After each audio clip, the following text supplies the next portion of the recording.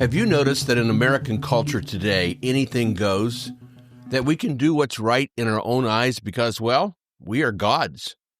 Hi, I'm Rex Rogers, and this is episode number 219 of Discerning What Is Best, a podcast applying unchanging biblical principles in a rapidly changing world and a Christian worldview to current issues in everyday life. The New Testament verse John 5:6 quotes Jesus asking a question, "Do you want to be healed?" Now, Jesus asked this of an invalid lying by the Jerusalem pool of Bethesda, a lame man who'd suffered 38 years, a man who'd wanted to be physically well, or he would not have been lying near this pool, which people thought had healing powers. But Jesus' question went beyond the physical, asking the man to think about his spiritual condition. Do you want to be healed? The man apparently understood this, for after Jesus commanded him to pick up his bed and walk, which he immediately did, Jesus later found the man in the temple. Now, this is a question we could ask many people in our society today. Do you want to be healed? Their attitudes and behaviors seem to indicate either they don't want to be healed, or they are so confused they seek solace in debauchery and twisted religion. Think about what we are witnessing today: abortion, sexual decadence and gender confusion, lawlessness, declining marriage and family structure, political polarization, racial animus, depression, anxiety. How is it that what was once unthinkable became debatable and is now acceptable? Transgenderism, or what some call trans insanity, is one of these sad human tragedies. Laurie Higgins says it well.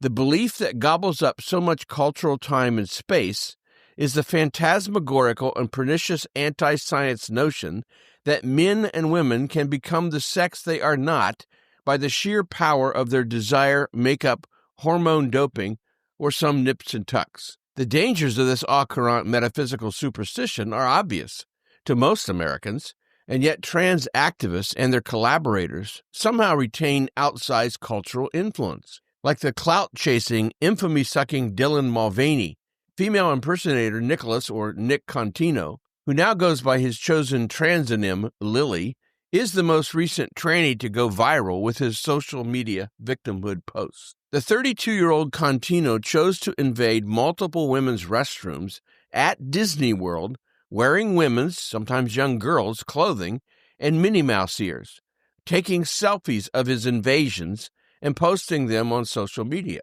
He goes to restaurants explicitly seeking to normalize being a trans person in public, looking as creepy as drag queens usually do. He sets up his phone, knowing full well that some normal person will respectfully address him as Sir. Contino pounces on the servers for speaking truth. At moments, Contino feigns feeling hurt, and at other moments, he becomes hostile. Like other trans cultists, Contino believes that he has the absolute right to demand that others participate in his fiction.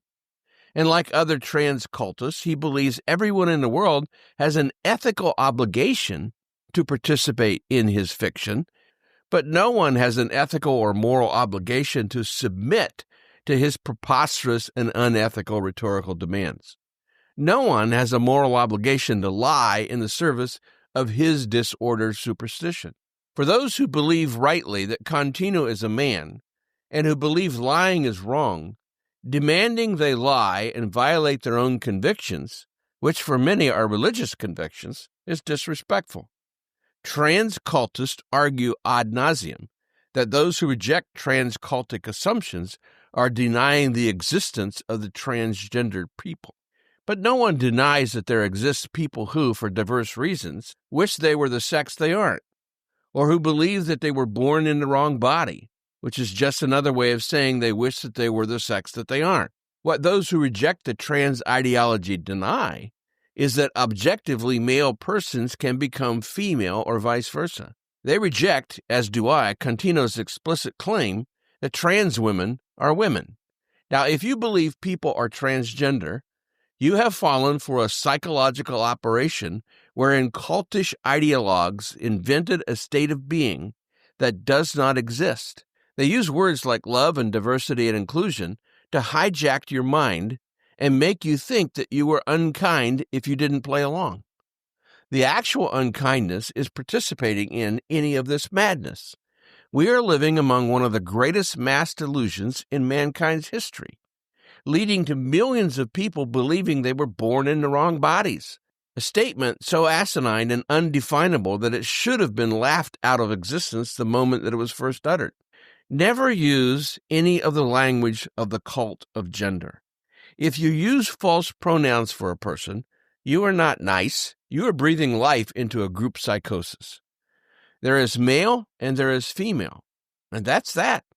You get what you get, and you don't get upset. If you want to help people struggling in a cult or with mental illness, or as some would say, sin, speak the truth. The cultural tide regarding transgenderism is finally turning, first with disallowing men to pose as women and compete in women's athletics, and now in terms of disallowing so-called gender-affirming care for minors. A Reuters Ipsos poll conducted in June showed that 53% of Americans support laws prohibiting gender-affirming care for children. Gender-affirming treatments involve prescribing hormone treatments and puberty blockers for minors.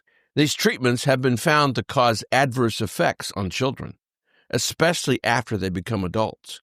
This is why many European nations have finally moved away from this treatment model. Another LGBTQ plus spectrum ideological insanity that's been around for a while, but is now back in the news, is so-called self-marriage, sologamy, sometimes called autogamy, meaning marriage by a person to themselves. Now, that's right. A person sets a date, schedules a ceremony with guests and cake, buys special clothes, and goes through the facade of a marriage while proclaiming love for themselves. Celebrants commit themselves to idolatrous self-service and self-celebration. The self-marriage movement is utterly nonsensical, irrational, and absurd, not to mention a waste of time and money. What happens later when the person falls out of love, as they say, with themselves, or grows apart from themselves, or finds another soulmate, or needs to be true to themselves? All self-absorbed rationales used to justify divorce.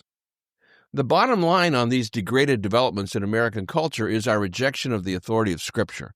While there have always been people who did not believe, for more than 200 years, the Bible was regarded as the basis of America's Judeo-Christian moral consensus. This began to change in earnest in the 1960s, in public education, families, entertainment, and politics. It's very basic, really. If you believe the Bible offers moral absolutes about life, then any debate or doubt can be settled by reference to the Scripture. What does the Bible say? If you no longer believe the Bible is inspired by God, infallible and inerrant, a moral compass for all of life, and you add to this that there is no God, or at least none that's involved in our lives, well, then anything goes. Do what is right in your own eyes, because there is no moral code, no sin, no negative outcomes, no one to whom you are accountable, no eternal punishment. In terms of sexuality, if we want to believe that men and women can change their biological sex, well, so be it. If we want to promote same-sex marriage, well, then so be it.